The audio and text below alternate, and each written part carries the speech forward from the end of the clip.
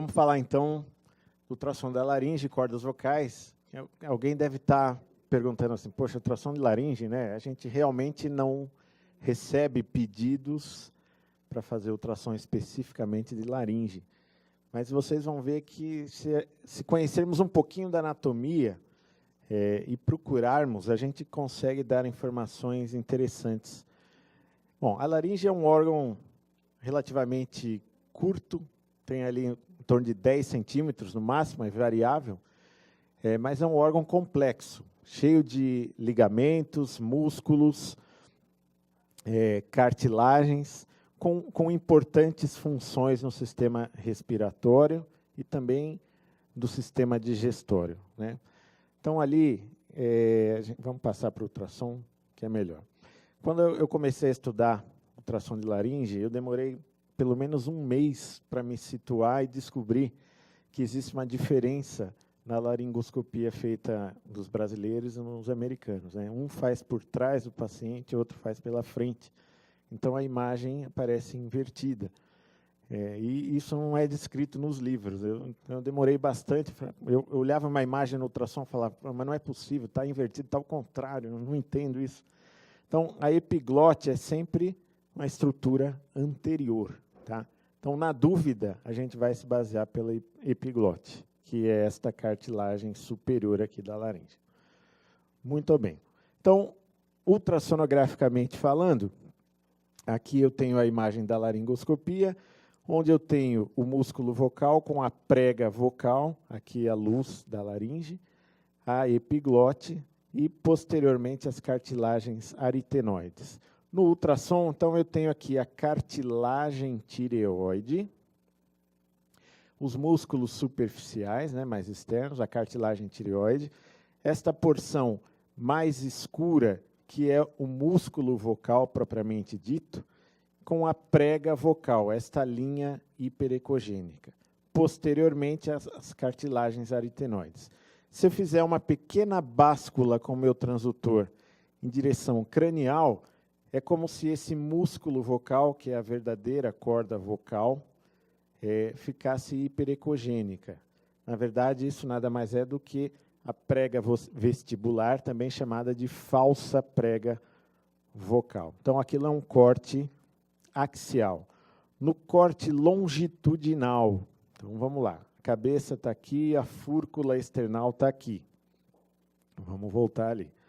Então, eu tenho a cartilagem tireoide, o músculo superficial, cartilagem tireoide.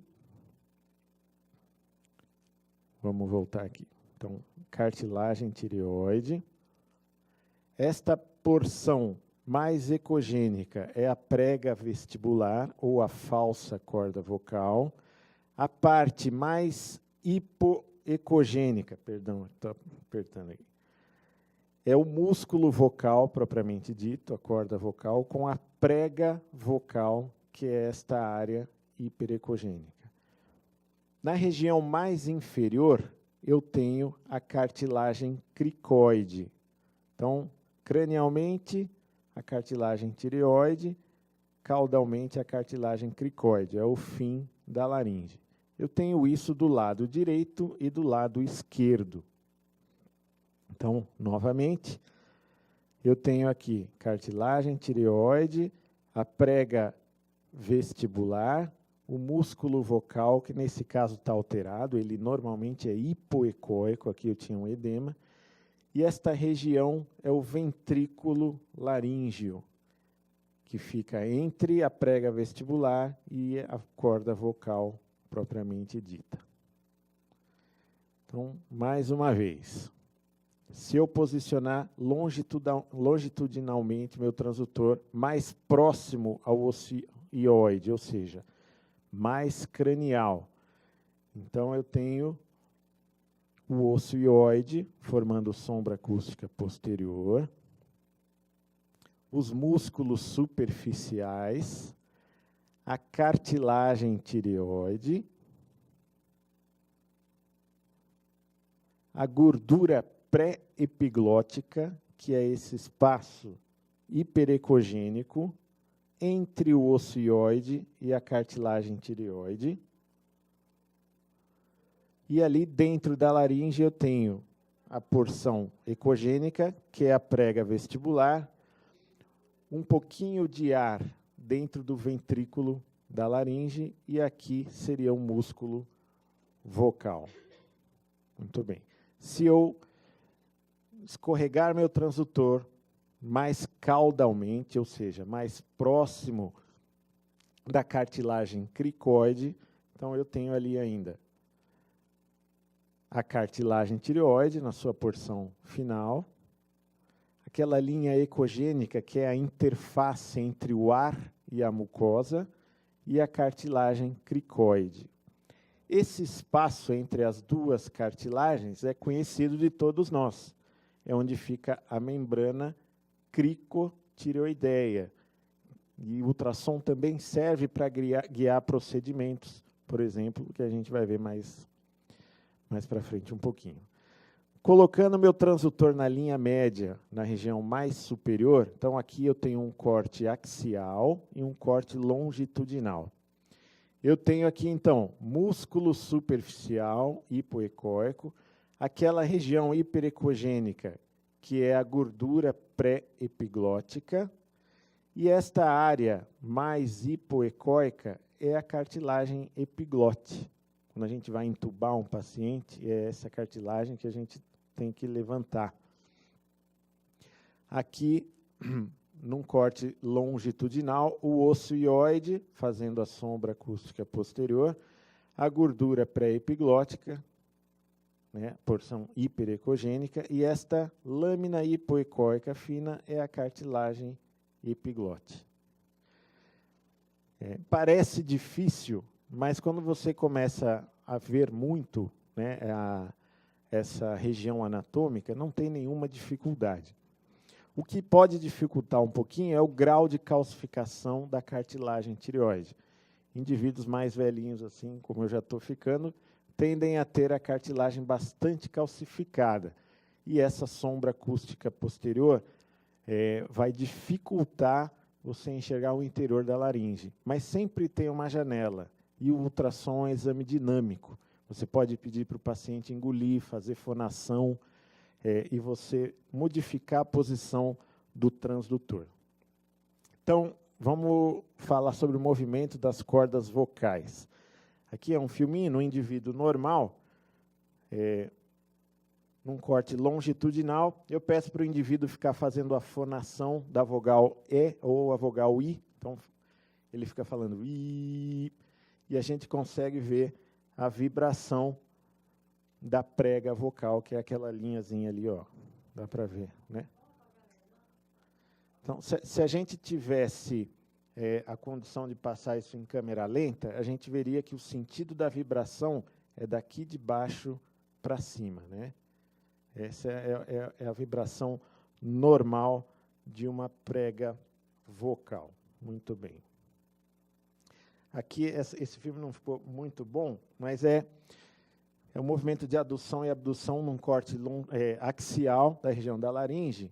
A gente vê a movimentação normal dos músculos vocais. O músculo vocal esquerdo e o direito, que se tivesse no modo 2 normal, né, no bidimensional, apareceriam hipoecóicos. E a prega vestibular mais hiperecogênica. Aqui as cartilagens, a cartilagem tireoide, do lado, a lâmina direita, a lâmina esquerda. E ali a gente pode perceber novamente, né, o movimento de adução e abdução num paciente normal. Então, a prega vocal, propriamente dita, que é esta linhazinha ecogênica, e o músculo vocal hipoecóico. E num indivíduo que apresenta paralisia de corda vocal. Então, esse indivíduo aqui ele tem uma paralisia da corda vocal direita, né? O ultrassom serve, hoje em dia, inclusive, para você guiar o procedimento, uma punção, fazer injeção de botox, né, dentro do músculo vocal, nos casos de paralisia, seja por tumor ou por outra etiologia. Então, é simples, basta você posicionar o transdutor na região e o paciente não precisa fazer nada, só respirar normalmente. Esse é o normal. O ultrassom pode ainda, com uma boa imagem, medir a espessura do músculo vocal e ver a diferença de espessura. Nesse caso aqui, da região esquerda e da região direita. Então, eu tenho um edema de todo o músculo vocal direito. Isso acontece muito com vocalistas de heavy metal, por exemplo, né? Tipo Sepultura, não sei se alguém ouve, né? Esses indivíduos sempre não, mas é comum ter um edema do músculo vocal.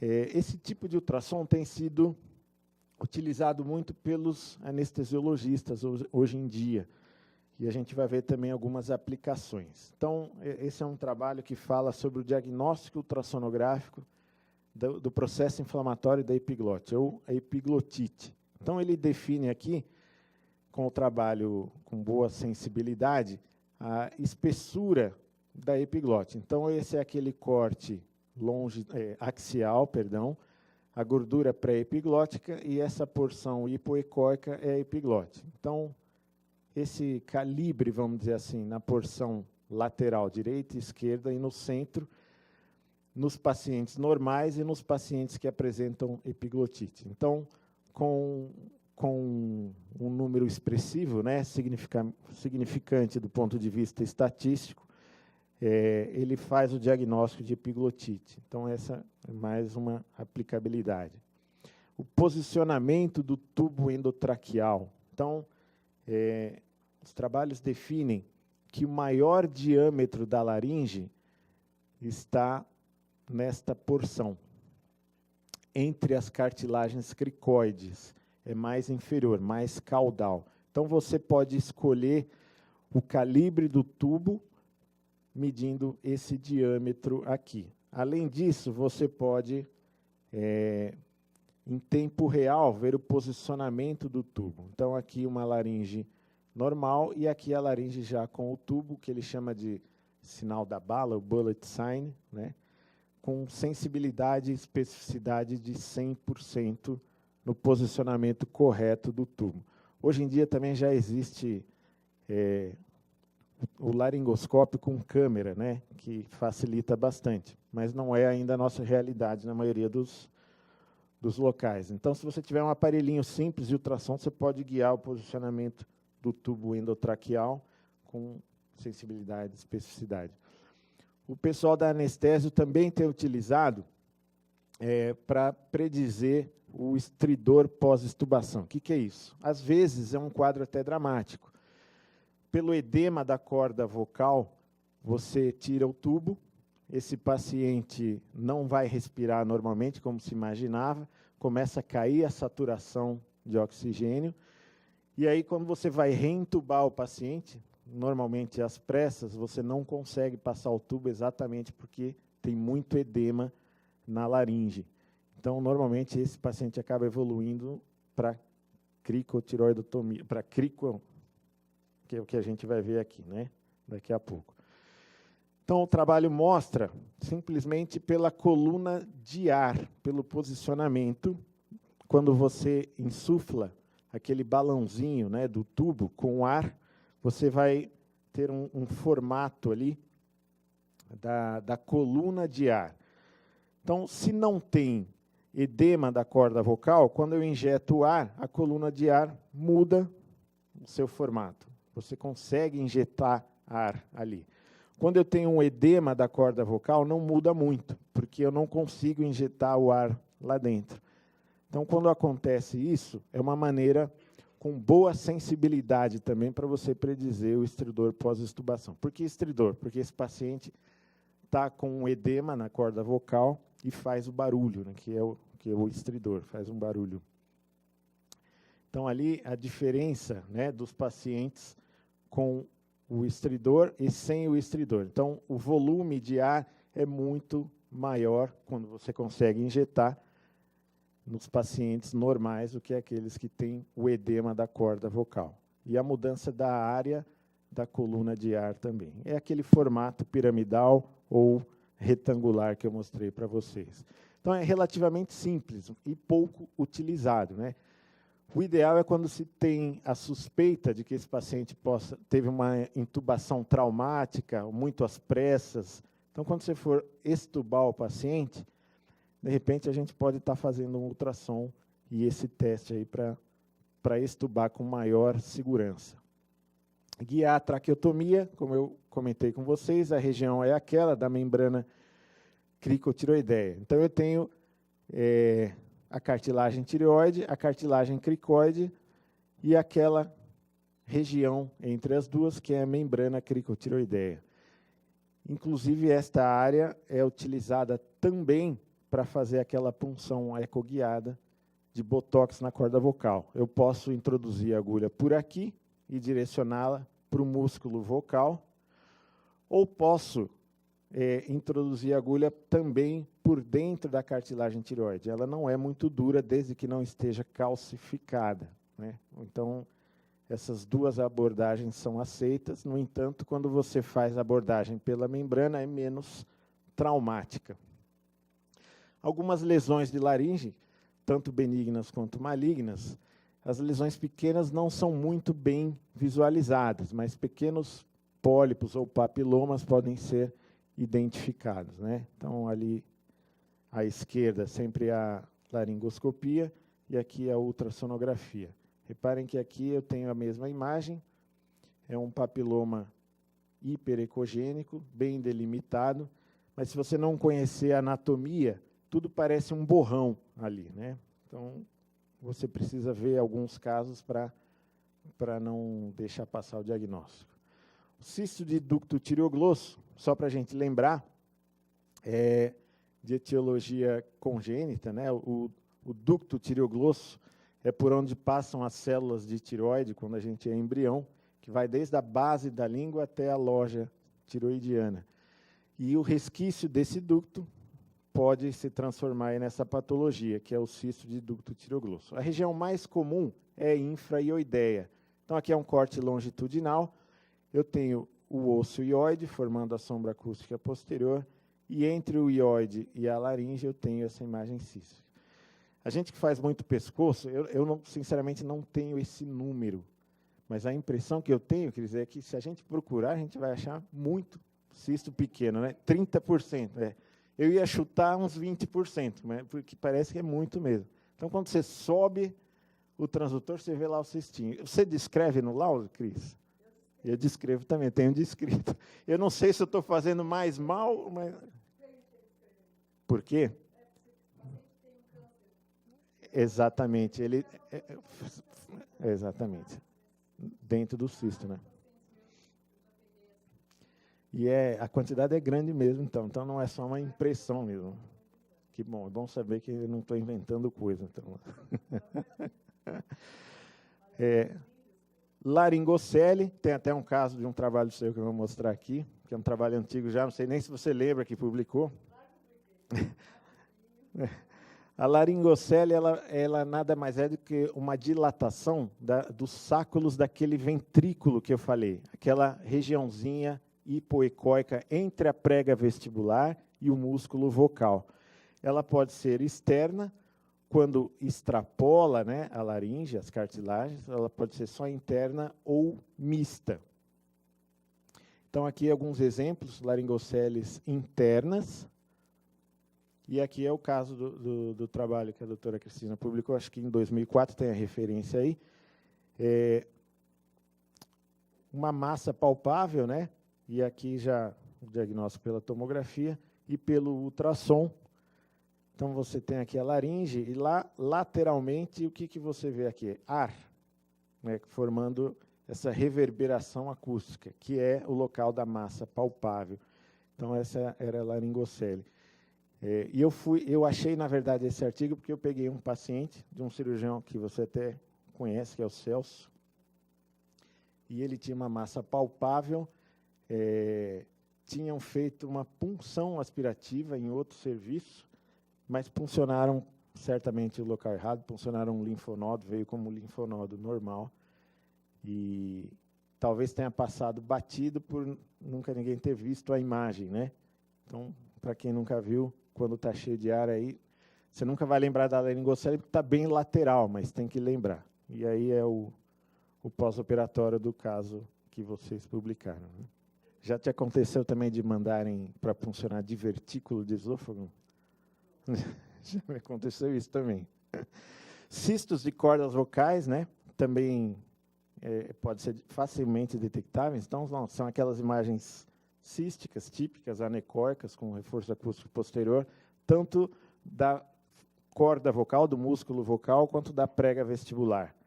Podem ser maiores ou menores, né? Então, aqui um cistinho pequeno, dentro da prega vestibular ou falsa corda vocal esquerda. São diagnósticos fáceis por ultrassom.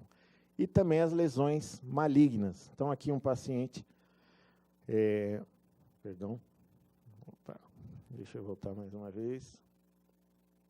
Aqui.